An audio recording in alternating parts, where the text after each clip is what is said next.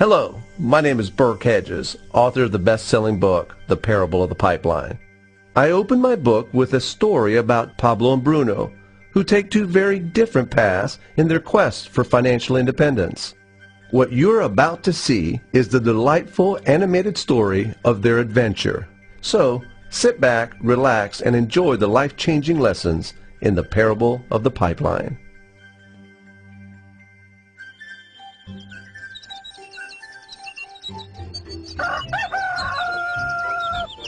Far away, in a small village, near a beautiful valley, lived two friends, Pablo and Bruno. They were both young and dreamed of a better life for themselves. They'd often discuss their dreams about how they would become the most successful men in the village. They weren't afraid of hard work, and they searched for opportunities to help realize their goals and achieve their dreams. One day, an opportunity presented itself.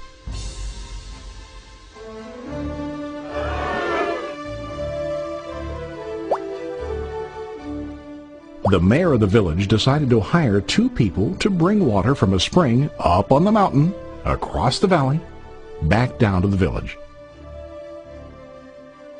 They were to be paid based on the amount of water delivered to the village. Bruno and Pablo enthusiastically got to work. Every day, from morning till evening, they carried buckets to and from the spring. They worked hard, carrying water to the village. In the evening, they'd return home with their day's wages.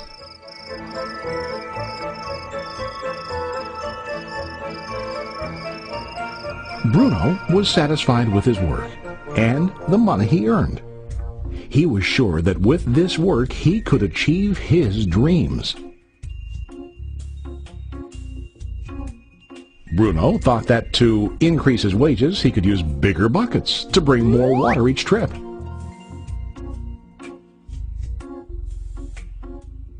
He believed with a larger income he would soon be able to buy a cow and the house that he dreamed about.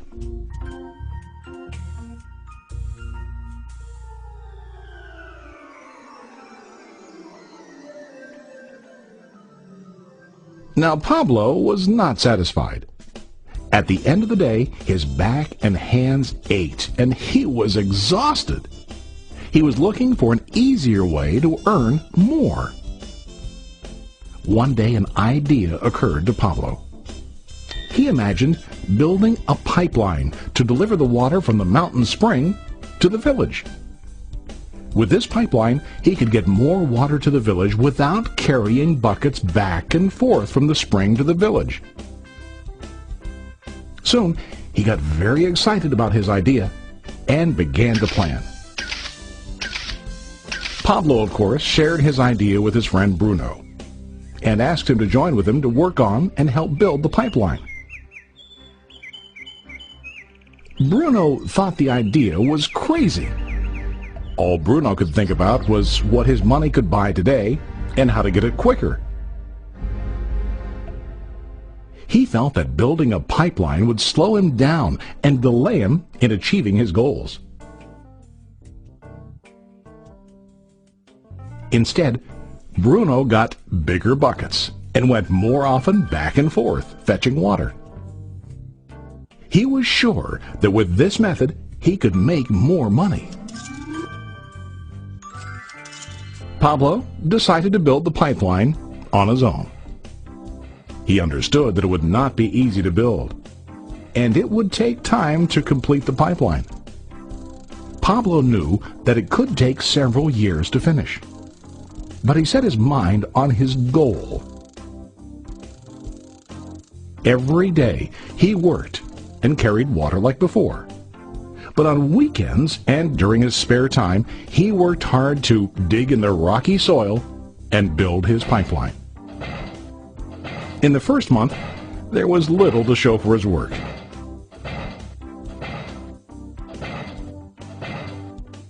Bruno and the villagers laughed and teased him.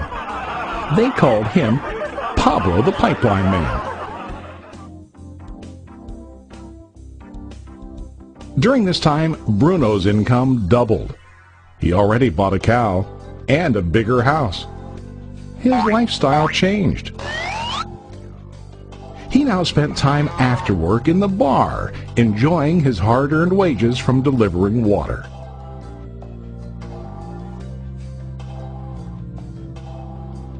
What Bruno didn't realize was that his body was starting to stoop from carrying the heavy buckets every day.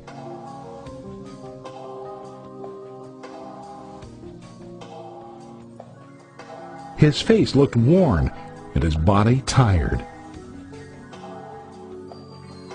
Soon, he began to carry less and less water due to the wear and tear on his body.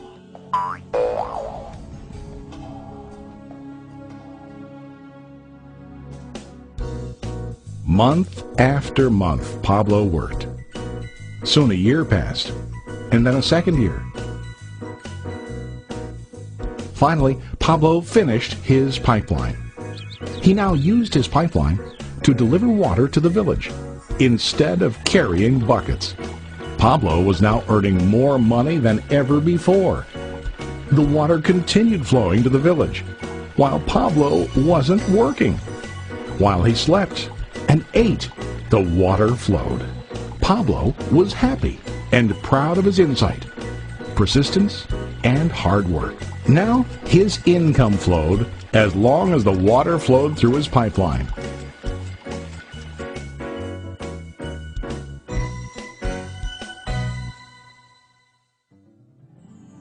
The story of Bruno and Pablo is a reflection of life. Their jobs symbolize what most people do to earn money. Bruno gets his money using buckets. He goes back and forth, carrying his buckets from the spring to the village in exchange for money. To increase his income, he either has to go more frequently to the spring or to use larger buckets. It's common in real life to increase our income by working harder. For example, working overtime or getting a second job. We also increase the size of our buckets by accepting a higher paying position, which often includes spending more time on the job. Most of us exchange time for money like Bruno. We know that every person has only 24 hours in the day and that it's not possible to use all our time to work. The most difficult time comes when we can no longer exchange time for money due to age, health, or other reasons. Then, our income stops. Now let's review what Pablo did. Very wisely, Pablo did not exchange all of his time for limited income, but he used some of his time to build a pipeline.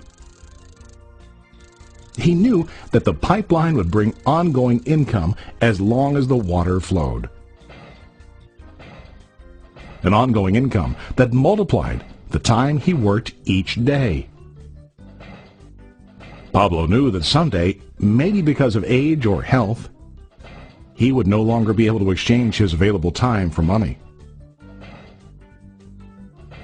Pablo knew that if he could make his idea of a pipeline work, then he only has to do the hard work of building the pipeline.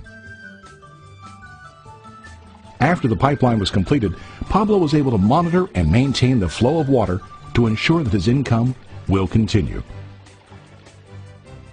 Pablo has shown us that to earn an income, we don't always have to directly exchange time for money. There really are better ways. How about you? Are you still like Bruno, who directly exchanges time for money?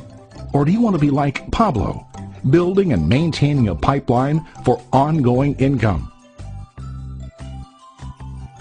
If you are interested in the idea of building your own pipeline, contact the person who lent you this presentation. You can start building your pipeline